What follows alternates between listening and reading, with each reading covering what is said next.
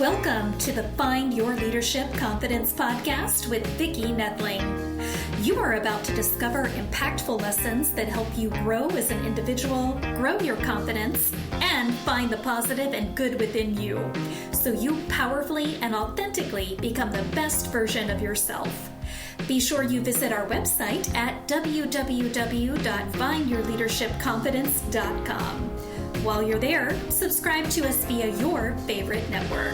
Now tune in, get ready, and enjoy the journey of emerging as a leader of exception in the 21st century. Welcome, everyone, to the Find Your Leadership Confidence podcast. I'm your host, Vicki Noethling, coming to you from Roswell, Georgia. The goal of this podcast is to bring topics and guests that will empower you to become that confident leader and take your business and your life to the next level. Today, I am very pleased to have as my guest John D. Marvin. And let me tell you about John. John has served as the President and Chief Executive Officer of TSO, Inc. since 2001. Texas State Optical is what TSO stands for, and it's a member-owned cooperative consisting of 127 independent professional optometry practices located through the state of Texas. Having worked with TSO since 1992, John was instrumental in the company's restructuring from a franchise organization to a member-owned cooperative in 2001.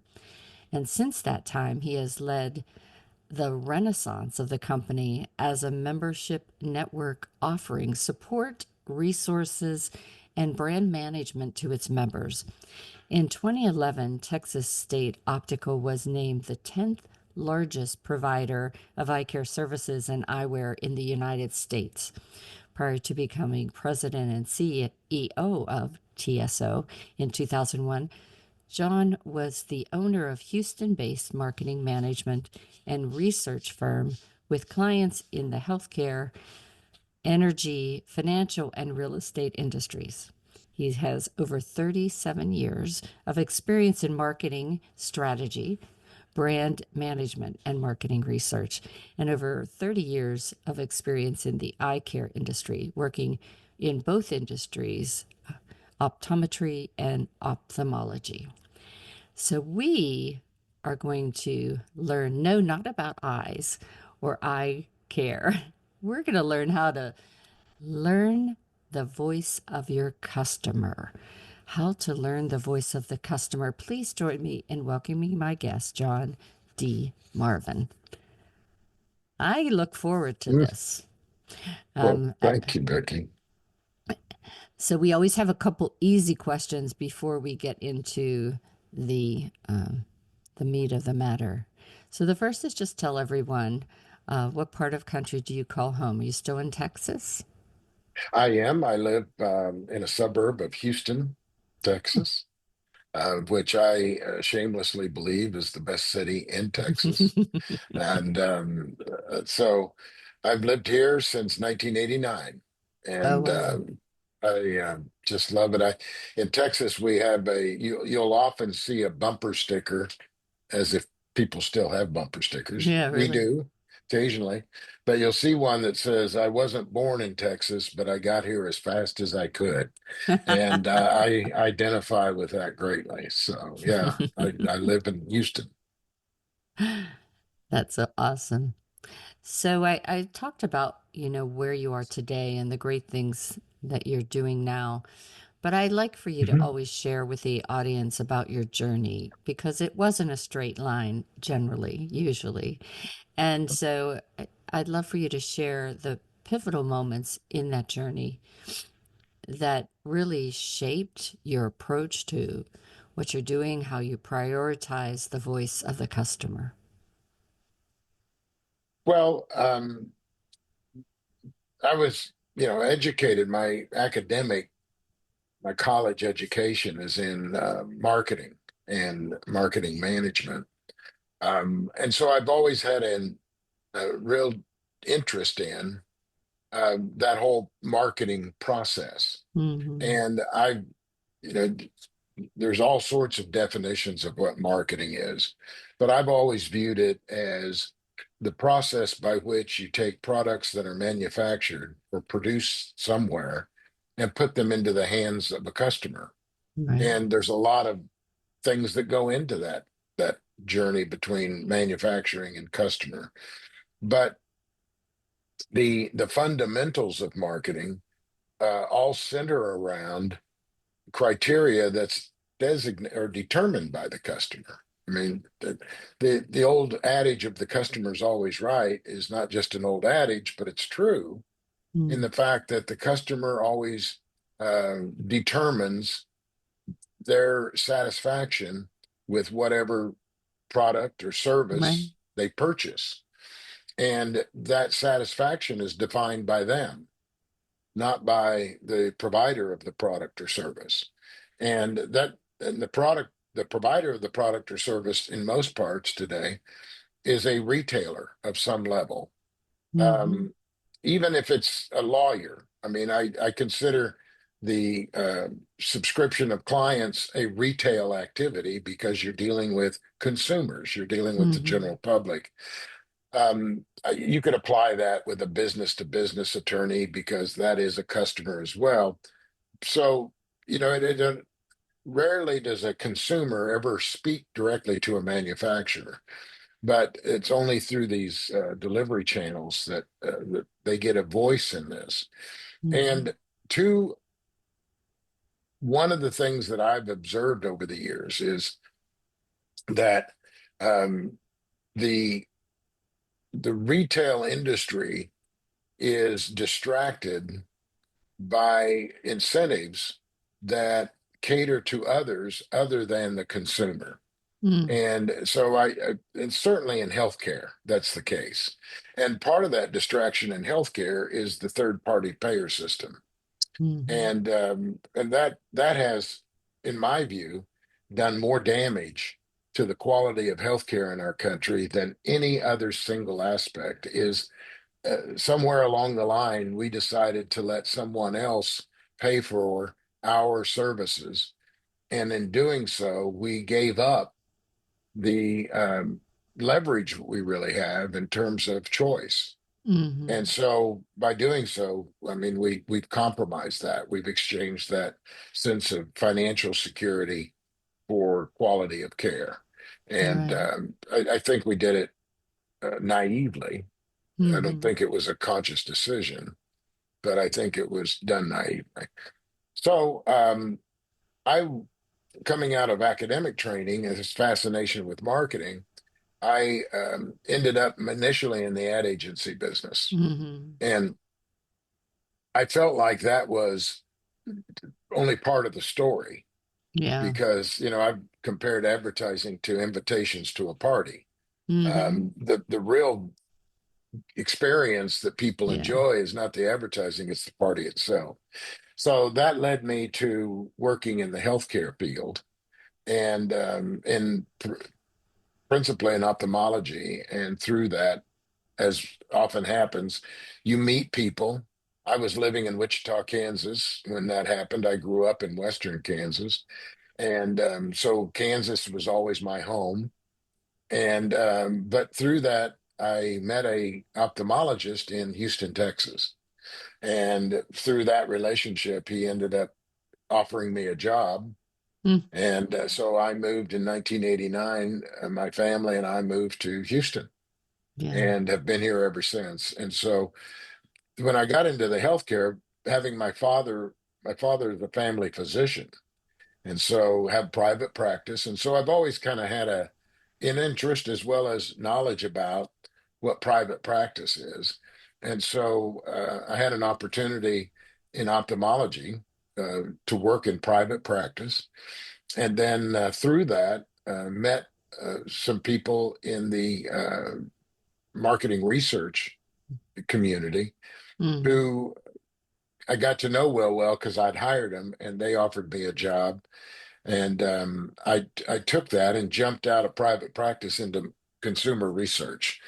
And and after about 18 months, I got fired. And so Oh, that was a real awesome. pivotal turning Yeah. point.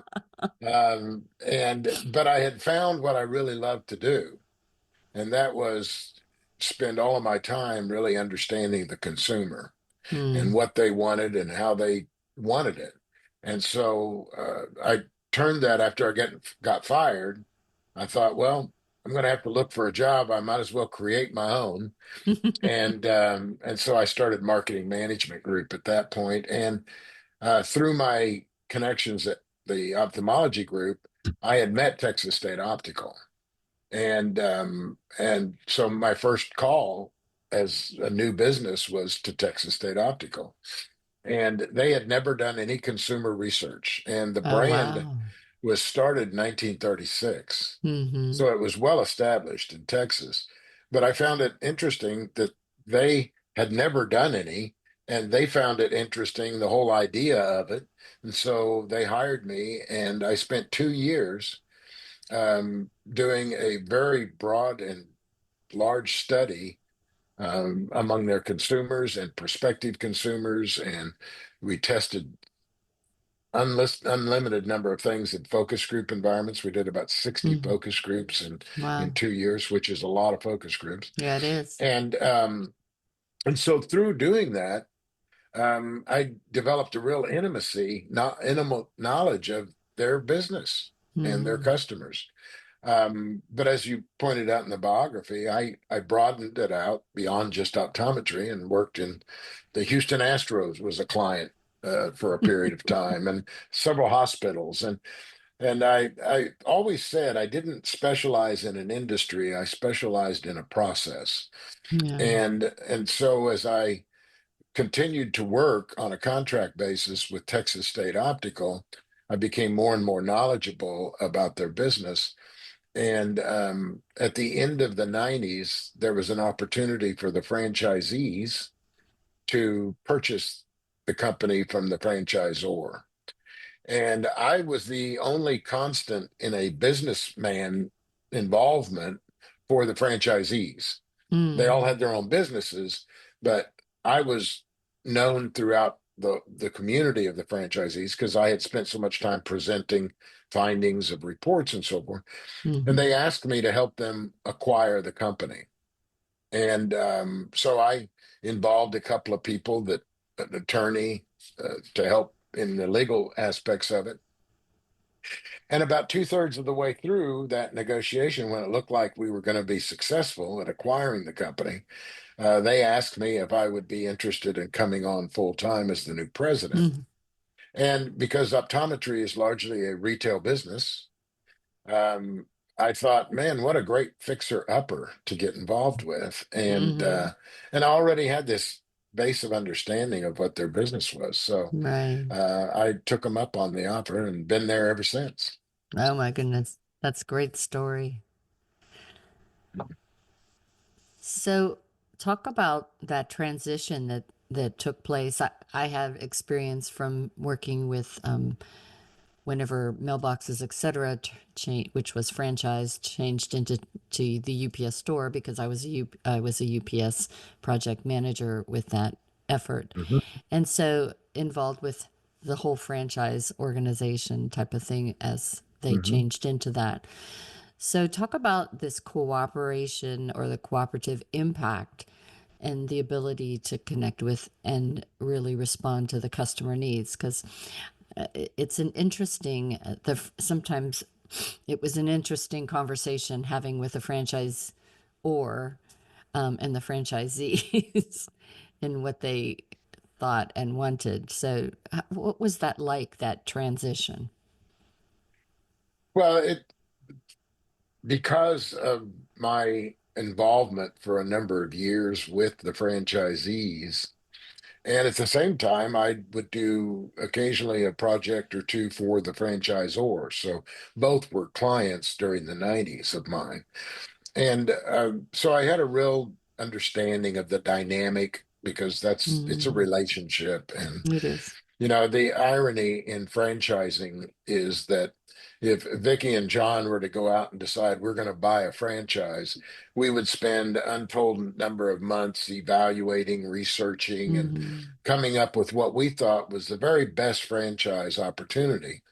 And the minute you sign the paperwork and you pay your fee, you suddenly take on a demeanor that says, these people have no idea what they're talking about. I mean, it's just amazing because the whole reason you associate with a franchisor is people because you believe in their operational approach. Mm-hmm. And so there's this, I think, inherent adversarial relationship between a franchisor and a franchisee. Mm-hmm. Some of that's because they focus too much on their interests that are not aligned and not enough on the ones that are. And so one of the discussion points in the mid late 90s when we were acquiring and negotiation was the, the franchisees who ultimately ended up purchasing the company, and so it was their company, wanted to structure it in such a way that the franchisor um, would not have any operational controls over the franchisees. So we decided to set it up as a member-owned cooperative.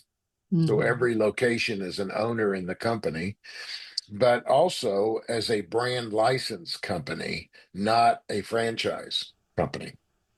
That was a good thing to So do.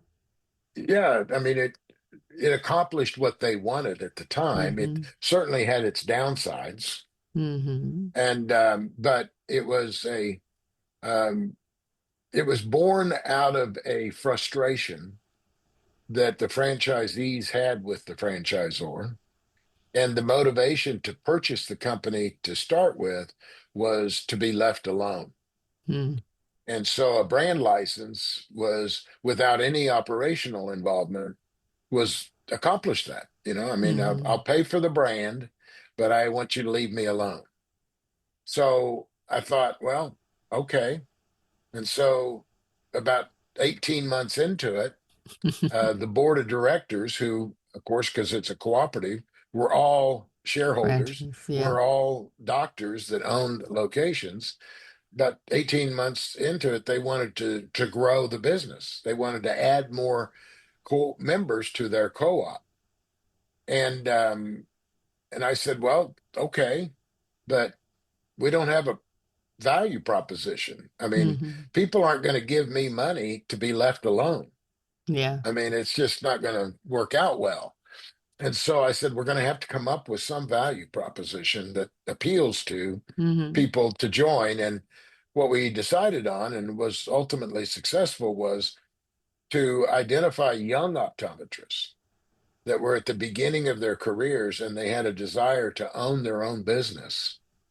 And they would recognize that the brand, Texas State Optical brand, had consumer value to it and would give them instant credibility Mm. as a new business. And so that's what we focused on were young ODs that Mm-hmm. wanted to own their own practice. People that were established had no interest in changing the name that they had built Yeah. and certainly paying us for business that we had no involvement in or no Right. association with. So that was and it was great. And we've developed what I call the turnkey system of success and would help them with everything from real estate and finding locations to construction design and build out and marketing and support and all of these resources. But because of the nature of our agreements, they were free to ignore our advice at any step of the process.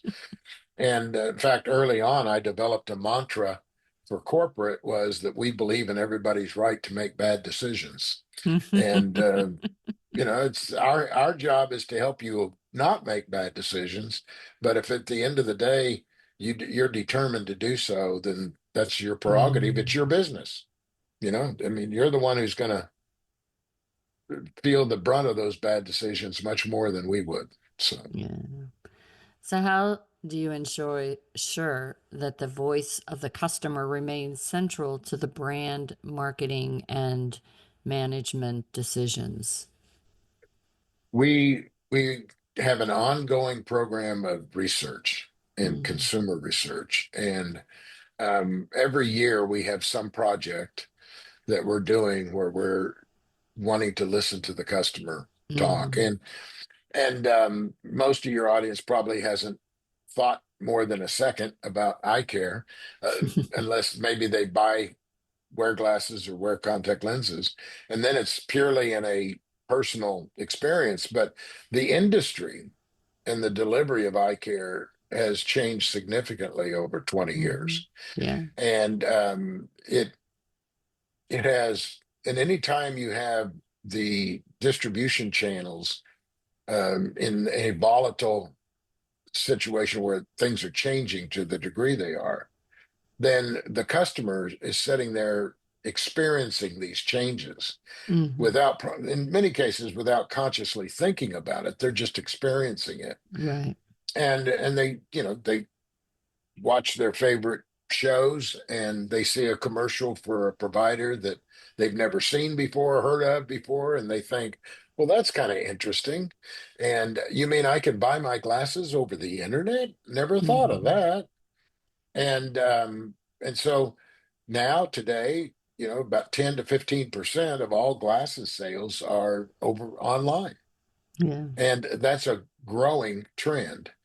And so if we're going, if we can't just stay in a modality that was popular in the 1980s and be competitive in the 2020s Mhm. without listening to the customer and Yeah. finding out what it is most important to them, and how best to satisfy them. I went through a training program in the um, early 90s. You may recall there was a big emphasis in the late 80s and early 90s on total quality management. I sure The did. Malcolm Baldrige Award Mhm. and Philip Crosby down in Florida. And there was, in that movement, there was a number of popular authors, but one of them uh, was a Japanese professor that wrote a book called Kaizen. Mhm. And Kaizen is a Japanese word for continual improvement. And the one of the precepts in that philosophy is that there are three elements to customer satisfaction: quality, cost, and delivery. And if you understand each of those Mhm. in the terms the customer understands those, then you're able to satisfy that customer by delivering on all three of Right. those aspects. And the and in private practice optometry, all three of those are very much at play.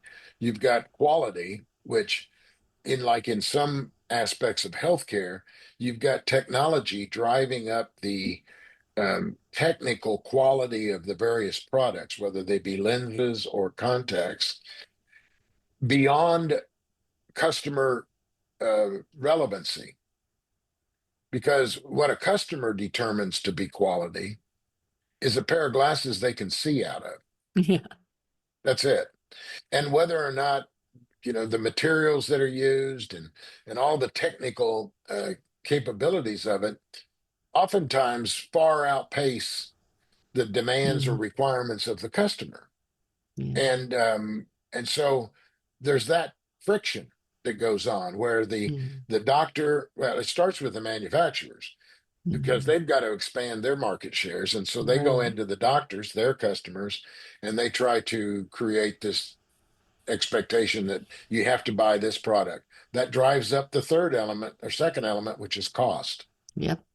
And today, it's not uncommon for a pair of glasses to cost $1,200. Mm. And 80% of that cost is in the lens technologies. Mhm. And yet, we're able to see advertising that says you can get two pair of glasses and a free eye exam for $79. Yep. And so the consumers at home going, what? I just paid $900 for a pair of glasses. How could Mhm. I get two pair and the exam for 79? So you've got this disconnect.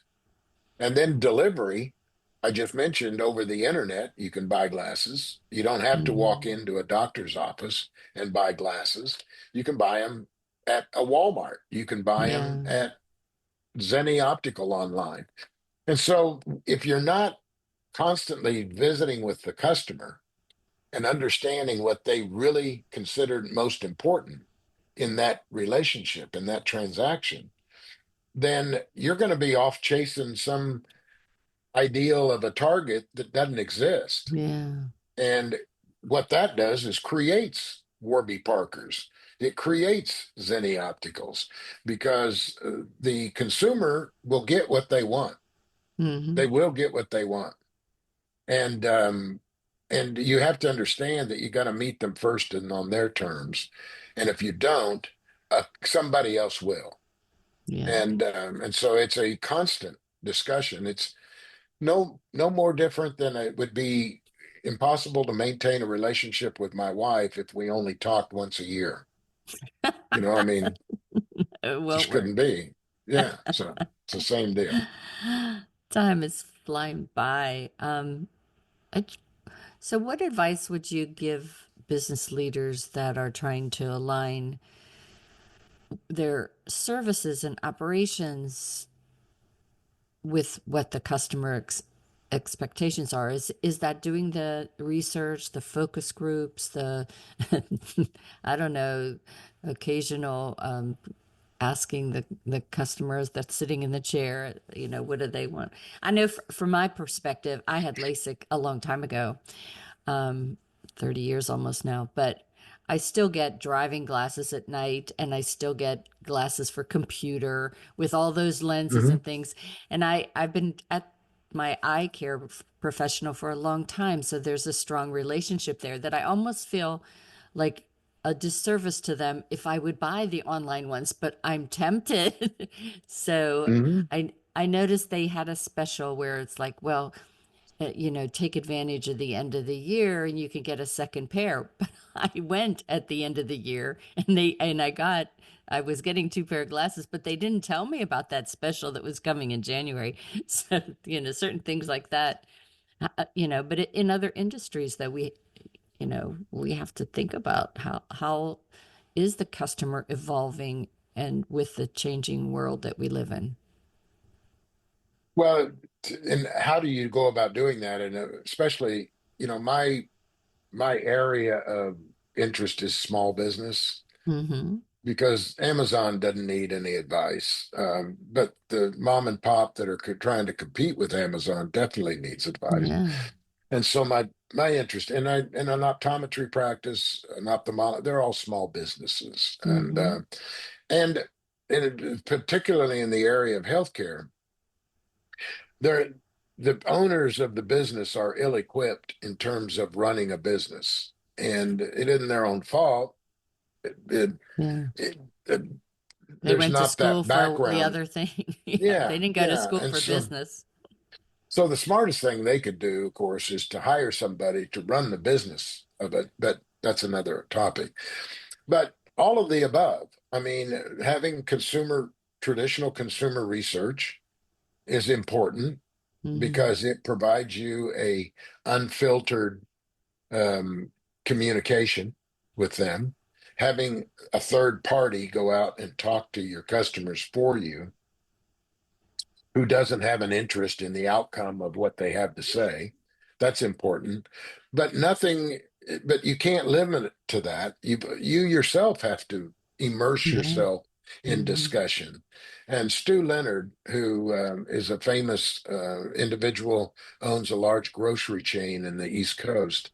Um, in Tom Peters' book, In Search of Excellence, which some Mm. people will recall, he talks about the fact that Stu Leonard every Saturday would randomly pick 8 to 10 customers and invite them to come in for coffee and pastries and would spend 2 hours just talking to them about how can we improve what we're doing in Yeah. the grocery store. And you could do something similar to that. I mean, Hmm. you don't have to do it over coffees and pastries. The idea is create a scenario where you'll get an opportunity to casually visit with your customers.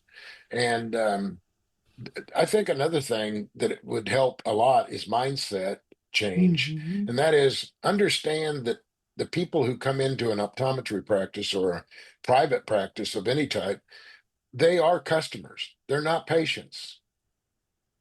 And the doctor community tends to want to refer to them only as patients.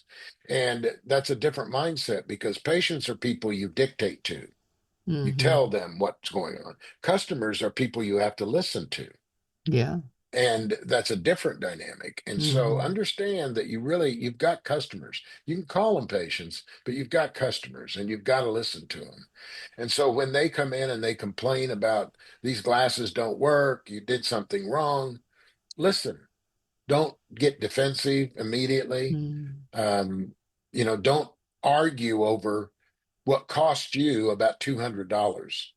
because it could end up costing you much more than that if you start arguing with your Right. customers. And Right. so there's a formalized way of communication with and listening to customers, and then there's an informal way, and Hmm. both are important um, Right. to the success of a group. I mean, a small business. Yeah, I think it's really important that listening and listening to understand, not to think of what you're going to say next to try Yeah, to sway yes. their. Well, One of the things that I found that I loved about consumer research was I feel like it's cheating in a competitive situation because, hmm. if I'm selling something and I say, tell me what is most important to you when you're buying what I'm selling, and you tell me, and I say, okay, I can do that.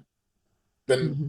I mean, and the competitor's just talking, not listening, Right, right. then I'm cheating, because Yeah. I'm having the customer actually tell me what to say. Yeah. And it also really helps to build the credibility and the trust that, and Absolutely. then that results in the loyalty of a customer that people are always striving for in small Yeah. business. And loyalty is built on trust Yeah. and reliability. And Mhm. you can't trust somebody who never cares about you. Absolutely. So you're right. Well, it's time now for me to share the contact information for John. So if you've enjoyed this Okay. conversation, you want to really get to know what he does more and learn more about TSO, then you're going to want to get the screenshot. If you're just listening, you should have been taking notes all along, but that's okay. This will be on my Vicki Noethling YouTube channel, as well as my findyourleadershipconfidence.com, of which I hope you subscribe to both. So the website is, as you see behind John, tso.com.